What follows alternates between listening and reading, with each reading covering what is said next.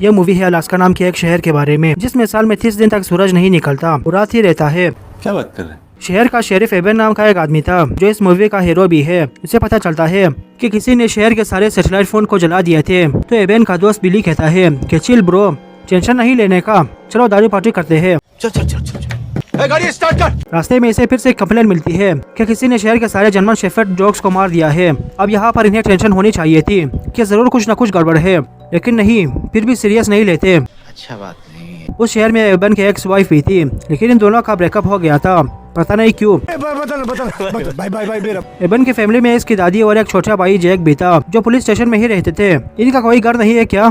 I don't know। दूसरी तरफ हम एक आदमी को देखते हैं जो उस शहर के सारे इलेक्ट्रिसिटी को कंट्रोल करता था। उसे बाहर से कोई आवाज आती है तो ये शॉटगन लेने के बजाय टॉर्च लेकर बाहर जाता है। तभी वहाँ कुछ लोग आकर उसे ऊपर पहुँचा देते हैं। दूसरी तरफ हम एक आदमी को देखते हैं जो एक बार में जाकर दारू के साथ मैगी मांगता है, जो वहाँ पर नहीं था, इसलिए गुस्से में आ जाता है।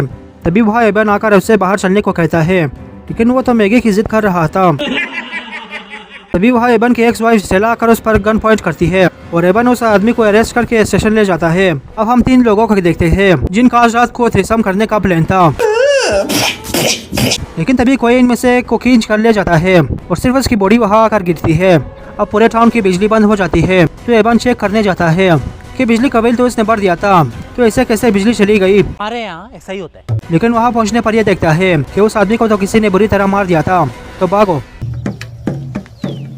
एक वैम्पायर घर में घुसकर एक औरत को पकड़ लेता है और बहुत तेजी से जाने लगता है। तो उसका हस्बैंड उसे बचाने की कोशिश करता है, लेकिन नहीं बचा पाता, उल्टा अपना पिछवाड़ा छिलवा देता है। अब एबन स्टेशन जाकर उस आदमी से पूछता है कि आखिर वो कौन लोग हैं जो ये सब कर रहे हैं, लेकिन वो आदमी बार बार यही कह रहा था कि तुम सब मरोगे। तो अब एबन फिर से उन लोगों की तलाश के लिए निकल जाता है और ड्राइविंग स्टेला करने लगती है, क्योंकि वो भाईजान की बहुत बड़ी फैन है। लेकिन रास्ते में इनके गाड़ी के ऊपर एक वैम्पायर चढ़ जाता है, तो स्टेला उसे अपनी ड्राइविंग स्किल से उसे नीचे गिरा देती है। ये दोनों वापस स्टेशन जाकर देखते हैं कि वहाँ बहुत सारा खून पड़ा हुआ था और इसकी दादी और भाई वहाँ से गायब थे, लेकिन वो आदमी अभी भी वहीं पर बंधा हुआ था। क्या? कैसे? मुझे क्या पता। अब हम उन वैम्पायर्स को देखते हैं जिनमें उनका लीडर का नाम मार्लो था और उसकी बीवी का नाम रोजमेरी था। मार्लो सारे वैम्पायर को ऑर्डर देता है कि आप खुले आम हमला कर दो और खूब पेट भर कर नाश्ता कर लो। तेरा बाप यहाँ छोड़कर गया था कि तेरी माँ? तो वैम्पायर सारे शहर पर हमला बोल देते हैं और हर किसी के घर में घुसकर सबको मार रहे थे, लेकिन हीरो और हीरोइन को नहीं, क्योंकि स्क्रिप्ट में यही लिखा है। बचे हुए लोग एक डाइनर में जमा हो जाते हैं जिसमें एबन का भाई जैक भी था, लेकिन इसकी दादी मारी गई थी। ये लोग प्लान बनाते हैं कि ये सब एक रईस आदमी के घर के अटैक में छुपेंगे, क्योंकि वो अटैक बिल्कुल सीक्रेट था। उस आदमी ने वो जगह अपनी गर्लफ्रेंड के साथ मस्ती करने के लिए बनाया था। तुम्हें कैसे पता चला? अब इन्हें हथियार की जरूरत थी, जो पुलिस स्टेशन में था। कितनी बार स्टेशन आए गए लेकिन हथियार नहीं उठाया, क्योंकि छुट्टियां है ना, इसलिए अब एबन और सेरा हथियार लेने जाते हैं। लेकिन रास्ते में वैम्पायर्स इनका स्वागत करते हैं और इनकी गाड़ी उल्टा देते हैं। अब वैम्पायर्स इन दोनों को यही मारकर मूवी को यही पर खत्म कर सकते थे, लेकिन तभी एक आदमी उन्हें बचा लेता है और ये तीनों उस रईस आदमी के अटैक में पहुंच जाते हैं जहाँ पहले से बाकी लोग मौजूद थे। अब ये लोग वहाँ कैसे पहुँचे? अबे मुझे क्या पता, मुझसे पूछी जा रही है बार बार। दूसरी तरफ रोजमेरी और मार्लो पुलिस स्टेशन जाते हैं और उस आदमी को थैंक यू बोल कर मार देते हैं। एक दिन एक लड़की बाहर मदद के लिए चिल्लाने लगती है, लेकिन एबन इतना भी छूतिया नहीं था जितना दिखता था, इसलिए वो देख लेता है कि ये वैम्पायर्स की साजिश है, ताकि अगर कोई बचा है तो वो बाहर निकल कर उस लड़की की मदद करे। लेकिन फिर भी एबन बाहर जाता है उस लड़की की मदद के लिए। मैं मारूंगा इसकी। हाँ? लेकिन उस लड़की को वो वैम्पायर्स बुरी तरह मार देते हैं। अब एबन को एक घर के नीचे से वही आदमी दिखाई देता है जिसकी बीवी को वैम्पायर ले गए थे, लेकिन वो आदमी भी अब वैम्पायर बन गया था। डर गई बहन, डर गई, क्योंकि वैम्पायर ने पंजा मारकर उसका पिछवाड़ा छिल दिया था। तो एबन एक कुल्हाड़ा लेकर उस आदमी की मां की आंख काट देता है। इस दौरान इन दोनों की हाथापाई की आवाज कोई भी वैम्पायर नहीं सुनता, क्योंकि स्क्रिप्ट में यही लिखा है। सह लेंगे थोड़ा सा। खैर एबन वापस घर जाकर सो जाता है। तभी एक आदमी जिसकी दिमागी हालत ठीक नहीं थी वो वहाँ से भाग जाता है, तो उसका बेटा उसे ढूंढने जाता है। इसी दौरान एक टकला वैम्पायर घर के अंदर आ जाता है और वो एबन और सेलर को पकड़ने वाला था, लेकिन फिर वो बाहर चला जाता है, क्योंकि स्क्रिप्ट में यही लिखा है। अब इन सब के पास खाने पीने की चीजें खत्म हो गई थी, इसलिए सब 3 किलोमीटर दूर एक सुपर स्टोर जाते हैं और अब भी कोई वैम्पायर इन्हें नहीं देखता।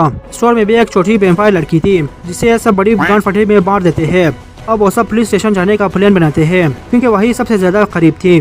तब एबन को याद आता है कि इसके दादे के घर एक अल्ट्रा वायलेट लाइट है जिससे वो पौधे उगाती थी, लेकिन इसकी पूरी फैमिली तो पुलिस स्टेशन में रहती थी, तो घर कहाँ से आया? मुझे क्या पता। अब एवन कहता है कि वो बाहर जाकर सारे वेम्पायर्स को डिस्ट्रैक्ट करेगा ताकि बाकी सब लोग आराम से पुलिस स्टेशन पहुंच सके। अब एवन शोर मचाते हुए वहां से अपनी दादाजी के घर भागने लगता है और ऐसा नहीं कि कोई वेम्पायर इससे रास्ते में दबोच ले, बल्कि सब उसके पीछे पीछे चलने लगते हैं। अब बाकी सब पुलिस स्टेशन पहुंच जाते हैं। दूसरी तरफ एवन को वहाँ बहुत सारे वेम्पायर्स घेर लेते हैं, तो मार्लो अपने बीवी रोजमेरी को ही अंदर भेजने लगता है और ये भी नहीं सोचता कि अंदर मौजूद इंसान का भी कोई प्लान हो सकता है।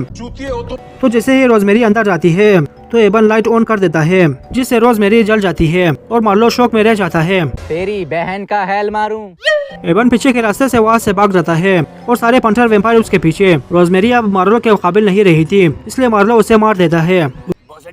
उधर एक और आदमी एक ट्रक लेकर वेम्पायर से भिड़ जाता है ताकि एवन जिंदा रह सके, क्योंकि मूवी का हीरो ही एवन है और स्क्रिप्ट में भी यही लिखा है। अब वो वेम्पायर के साथ खुद को उड़ा देता है, लेकिन फिर भी जिंदा बच गया था, इसलिए मार्लो आकर उसे मार देता है। एवन स्टेशन पहुंच जाता है तो वहाँ एक और आदमी इन्फेक्टेड हो गया था कि उसे स्टोर वाली लड़की ने काट लिया था, इसलिए एवन उसे बेडरूम में ले जाकर मार देता है। एक दिन एवन को सामने वाले बिल्डिंग से एक सिग्नल लेता है, तो ये और स्टेला चेक करने जाते हैं और अब भी कोई वेम्पायर नहीं देखता। वो एवन का वही जूनियर सिपाही बिली था जिसने वेम्पायर के डर से अपनी फैमिली को मार दिया था, लेकिन खुद को नहीं मार पाया था। ये देखकर एवन को बहुत दुख होता है और इतना गुस्सा आता है कि वो वहीं पर बिली को बेल्ट ही बेल्ट मारे। लेकिन खैर अब ये वहाँ से कारखाने जाने लगते हैं और अब भी कोई वेम्पायर इन्हें नहीं देखता। रास्ते में इन्हें वहाँ एक छोटी लड़की दिखाई देती है जिसके पीछे पीछे एक वेम्पायर आ रहा था। सेला जाकर उस लड़की को अपने साथ ले आती है, तो ध्यान बचाने के लिए एवन वहाँ से दूसरी तरफ भागता है और बिली भी डर के मारे उन दोनों से अलग हो जाता है। अब एवन किसी तरह उस कारखाने में पहुँच जाता है जहाँ पहले से बाकी सब मौजूद थे। अब ये सब वहाँ तक कैसे आए? इन्हें किसी वेम्पायर ने नहीं देखा, वहाँ स्टेला नहीं थी, तो एवन को चिंता होने लगता है। अब वहाँ बिली भी पहुँच जाता है, लेकिन उसके पीछे एक वेम्पायर भी कारखाने के अंदर आ जाता है और वो बिली को खाने लगता है।